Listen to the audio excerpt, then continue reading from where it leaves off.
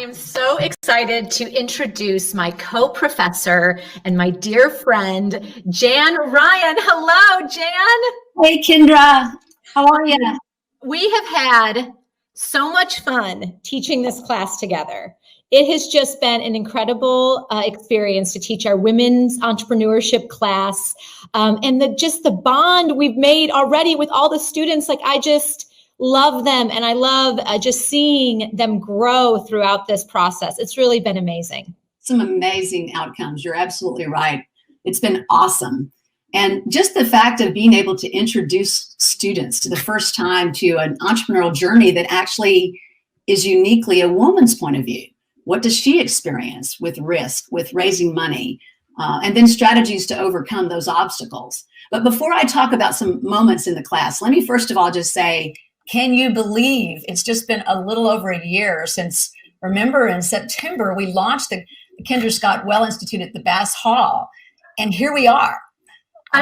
It's beyond, and to think of how the world changed, right, so much in that time.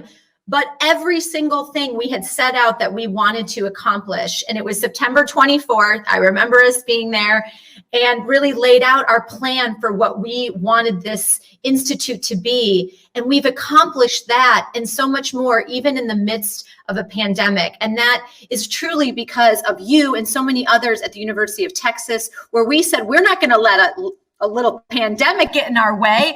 We are women and we're strong and we're going to make this happen. And boy, wow, what an amazing year, and so much to celebrate today on our first summit. And surreal to have you now as a professor of practice in the College of Fine Arts. So one of the things that I wanted to say first that I loved was being able to shape the introduction of a live case study into the class. You know, a case study of one of the nation's most iconic brands, Kendra Scott. But it's hard enough, Kendra, to even find, as a professor, find a case study featuring a woman's story. Anyone will tell you it's almost impossible, let alone giving our students a front row seat to a live situation still playing out. And as you mentioned, through a pandemic. But hearing directly from you, and also Tom Nolan, president of Kendra Scott, Mindy Perry, your CMO, Cheryl Mills-Knight in strategic projects, Sheena Wild, who leads philanthropy. That was just very, very special.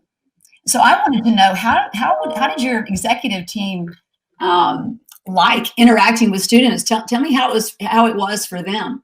Well, first of all, what an incredible opportunity for, clearly the students had these amazing leaders, but for them to be able to engage and educate and really have this open dialogue where the students could ask them any questions that they were on their minds, things they were curious about, things where they were curious about how we were handling in the midst of a pandemic, and be able to get that real-time information and perspective from leaders within, one of the biggest retail brands in the country. And like you said, I'm one of 20 women who founded a billion-dollar brand in the United States, only 20.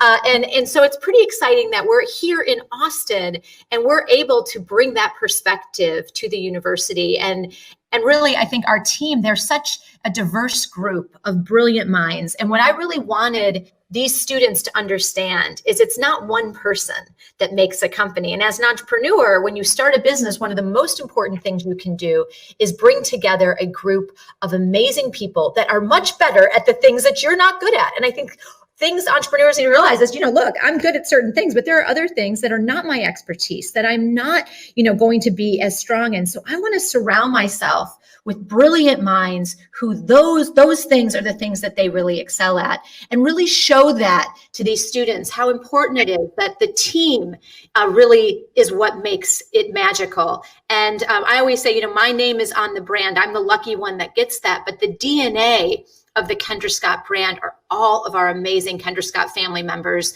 that work together to create this little baby who's now, I think we've established it's like an adolescent, but the long way still to go with this brand. And it's been really fun to have the students be a part of that. I so think that came through. Absolutely. We've also had to do some myth busting in this class. Yes, yeah. Entrepreneur, what does it actually mean to be a leader? And sometimes we have to deal with things on the inside. And this is where you and I just really bonded and helping people understand that their ability to have self-awareness is critical for being an entrepreneur. But things like fear of failure, which is a very interesting topic for women. Women report actually being more afraid of failure on average than their male counterparts, which is kind of crazy. Boys are encouraged to fail and fall and flounder all in the name of learning, but girls tend to strive more for perfection, which we also see with our students as well. Tell me a little bit about your, what I really loved was the response our students had to your failure story, but how did you feel about how we introduced failure into the class? Well, I think it's such an important topic. And I even said this earlier today, is no one is perfect. There is no such thing as perfection.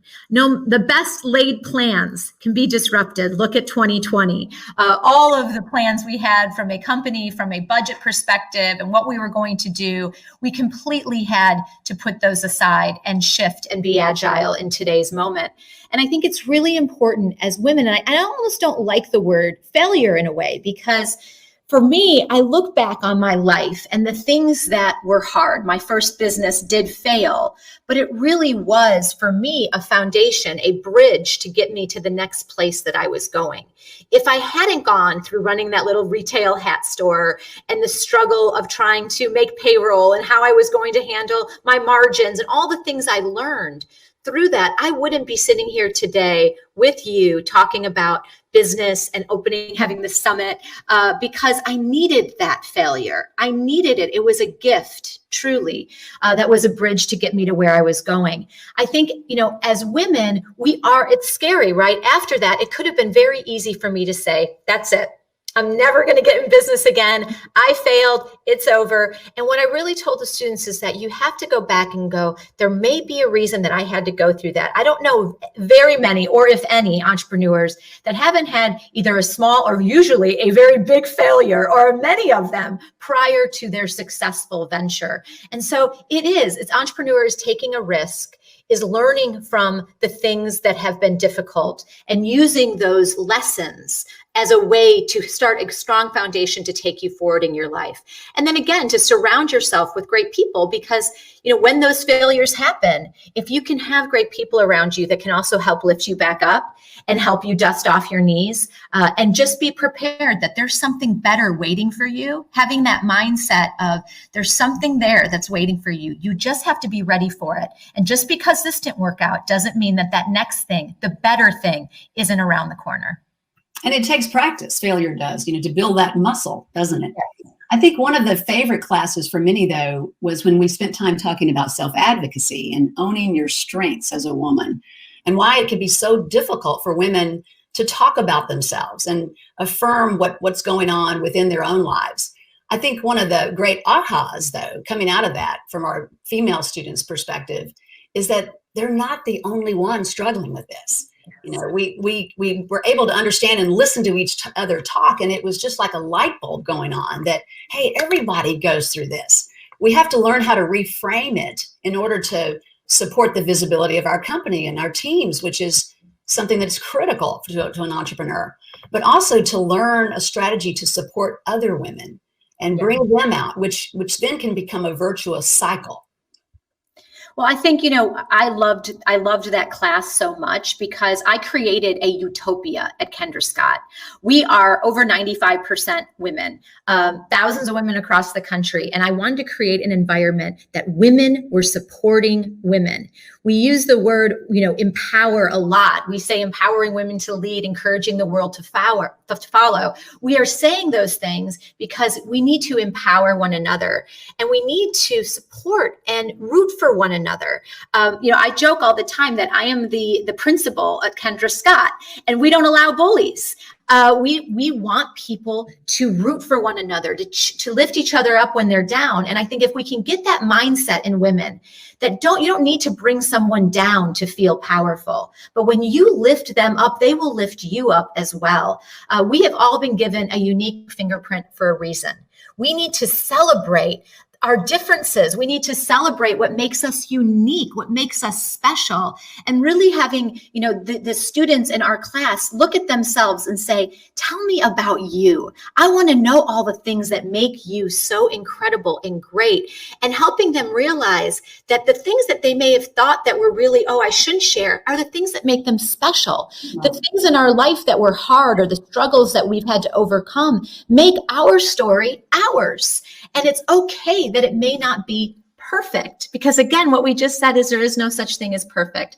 So I think all of us owning that, we have all lived a diverse, different life, but that's what makes me unique. And I want to start sharing that with confidence, in that this is who I am. This is how I got here. And I'm not afraid of the bumps and bruises along the way. I'm going to share them with you. And I'm going to be there for you when you need a friend. I'm going to be there to help you see the light inside of you. And I just loved this class. And like you said, there was a light bulb that went off, and it was truly phenomenal. So you and I, girl, could talk about this forever, but I know they need this to wrap up. They don't really want just us talking, but right. We have so much great content. All right, everyone, to check out the class, Women in Entrepreneurship, ITD 350. We're offering it again next fall. And also check out the resources of the Institute, curricular and co-curricular.